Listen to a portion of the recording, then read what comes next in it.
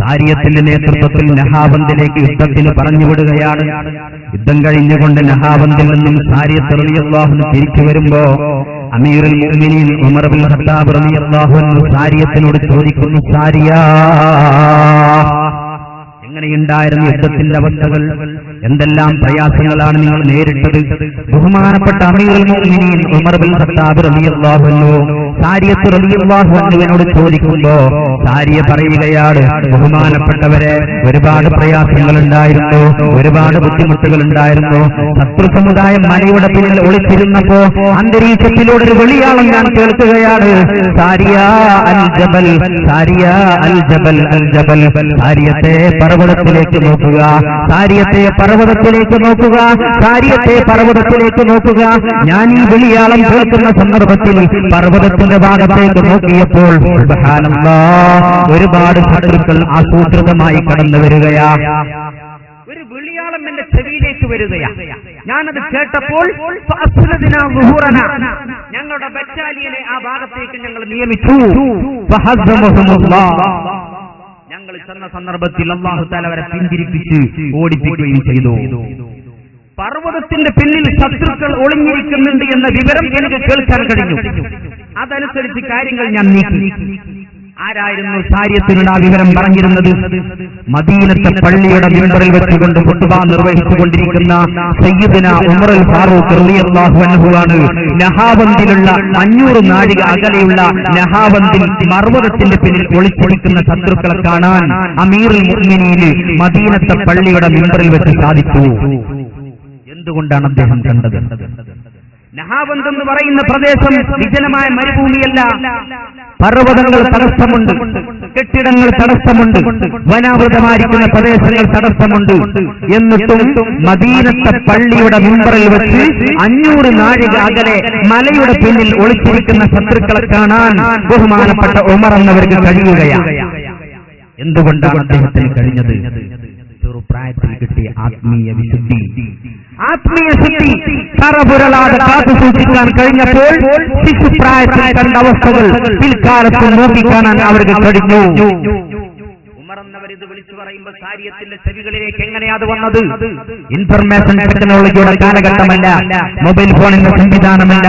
500 നാഴിക ഇപ്പുറത്തുനിന്ന് വിളിച്ചു പറഞ്ഞ വിളിയാളം സാരിയത്തിന് കേൾക്കാൻ കഴിഞ്ഞത് എങ്ങനെയാണ്? തരംഗങ്ങൾ അന്തരീക്ഷത്തിലൂടെ കടന്നു വരികയും സാരിയത്തിന്റെ ചെവിയിലേക്ക് വരുന്നു, അദ്ദേഹത്തിന് കേൾക്കാൻ കഴിയുകയും ചെയ്തു. ഒരു മനുഷ്യന്റെ ശബ്ദം കേൾക്കാൻ പരിധികളും പരിമിതികളുമുണ്ട്. ആ പരിധിക്കപ്പുറം വന്ന കാര്യങ്ങൾ പറഞ്ഞാൽ കേൾക്കാൻ അദ്ദേഹത്തിന് കഴിയില്ല. പക്ഷെ എത്രയോ വിദൂരമായ സ്ഥലത്തേക്ക് വിളിയാളം കേൾക്കൂ സാരിയത്ത് റളിയല്ലാഹു അൻഹു കേട്ടുകൊണ്ട് മനസ്സിലാക്കാൻ കഴിഞ്ഞു. കാരണം എന്താ? സാരിയത്ത് റളിയല്ലാഹു അൻഹു ആത്മീയ ശുദ്ധി നേടിയവനാണ്. ബാല്യപ്രായത്തിൽ കിട്ടിയ തെളിഞ്ഞ ഹൃദയമുണ്ടല്ലോ, കരപുളരാൻ സൂക്ഷിച്ചവനാണ്. അല്ലാഹുവിനെ കുറിച്ച് ഓർക്കുന്നു, ആത്മീയമായ വിജയത്തിന് വേണ്ടി ശ്രമിച്ചവനാണ്. അതുകൊണ്ട് സാധാരണക്കാർക്ക് കേൾക്കാൻ കഴിയാത്ത കാര്യം സാരിയത്ത് റളിയല്ലാഹു അൻഹു കേൾക്കുന്നു. സാരിയത്ത് റളിയല്ലാഹു അൻഹു കേൾക്കുന്നു, അമീറുൽ മുഅ്മിനീൻ കാണുന്നു, അതിനനുസരിച്ചുകൊണ്ട് കാര്യങ്ങൾ ചിട്ടപ്പെടുത്തുന്നു. ഇതിലൊന്നും അത്ഭുതപ്പെടാനില്ലല്ലോ. ചെറുപ്രായത്തിൽ കിട്ടിയ ആത്മീയ വിശുദ്ധി നമ്മൾ സൂക്ഷിക്കുമ്പോ അത് നിലനിർത്താൻ നമുക്ക് കഴിയുന്നു. പക്ഷേ നമുക്ക് പല ന്യൂനതകളും പല തെറ്റുകളും സംഭവിച്ചുകൊണ്ടിരിക്കുകയാ.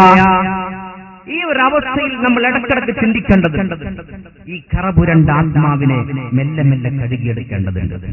നമുക്ക് എന്താ മാർഗം? മെല്ലെ മെല്ലെ ആ കറകൾ ഇങ്ങനെ നീക്കിയെടുക്കാൻ പറ്റുന്ന അവസരവും സമയവുമാണ്. ഏത് സന്ദർഭത്തിലാണ് മരണം സംഭവിക്കുക എന്ന് പറയാൻ നമുക്ക് ഒക്കൂല. ആത്മാവ് ശരീരം വിട്ടകലുന്ന സന്ദർഭത്തിൽ 2 രൂപത്തിലാണ് ആത്മാവിനെ റസൂലുള്ള പഠിപ്പിക്കുന്നത്. ഒന്ന് ദുർഗന്ധം വമിക്കുന്ന ആത്മാവ്. ദുർഗന്ധം വമിക്കുന്ന ആത്മാവ്, ആത്മാവ് പറ്റേ ചത്തുപോയൊരു മനുഷ്യൻ, അവന്റെ ഭൗതിക ശരീരത്തിൽ നിന്നും ആത്മാവ് മുകളിലേക്ക് ഉയർന്നു പോകുന്ന സന്ദർഭത്തിൽ മലക്കുകൾ പറയും, എന്തോ ഒരു ദുർഗന്ധം, അടിച്ചു വീശുന്ന ദുർഗന്ധം, പ്രപഞ്ചം മുഴുവനും നിറഞ്ഞു നിൽക്കുന്ന ദുർഗന്ധം. അല്ലാഹുവേ, ആത്മാവിനെ ഇങ്ങോട്ട് കൊണ്ടുവരല്ലേ, ഞങ്ങൾക്കത് സ്വീകരിക്കാൻ കഴിയില്ല. അടിച്ചു വീശുന്ന ദുർഗന്ധം കൊണ്ട് ആത്മാവ് ഞങ്ങൾക്ക് വേണ്ട. ആകാശത്തിന്റെ കവാടങ്ങൾ മുഴുവനും മാലാക്കന്മാര് കൊട്ടിയടക്കുന്നു, മലക്കുകൾ പുറന്തള്ളുന്ന ഒരാത്മാവിനെ റസൂലുള്ള പരിചയപ്പെടുത്തുന്നുണ്ട്. കറുത്തിരുണ്ട് നശിച്ചു പോകുന്ന ആത്മാവ് രക്ഷപ്പെടാതെ പരാജയപ്പെടും. രണ്ടാമതൊരു ആത്മാവിനെ റസൂലുള്ളാഹി പരിചയപ്പെടുത്തുന്നു. അവൻ കഴുകി ശുദ്ധിയാക്കിയവനാണ്. ആത്മീയമായി ചിന്തിക്കുകയും പ്രവർത്തിക്കുകയും ചെയ്ത ആത്മാവിനവൻ സ്ഫുടം ചെയ്തെടുത്തു.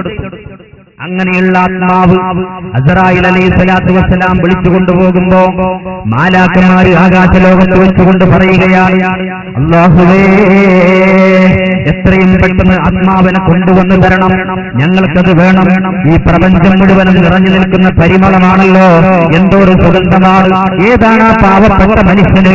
ആ മനുഷ്യന്റെ ആത്മാവ് വേഗം ഇങ്ങോട്ട് കൊണ്ടുവരണം. നല്ല സുഗന്ധമാണ്, നല്ല ആനന്ദമാണ്, എന്തോ ഒരു അനുഭൂതിയാണ്.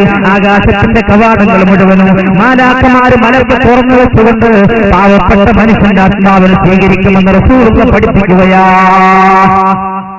ഒരു ദുർഗന്ധം വമിക്കുന്ന പരാജയപ്പെടുന്ന ആത്മാവും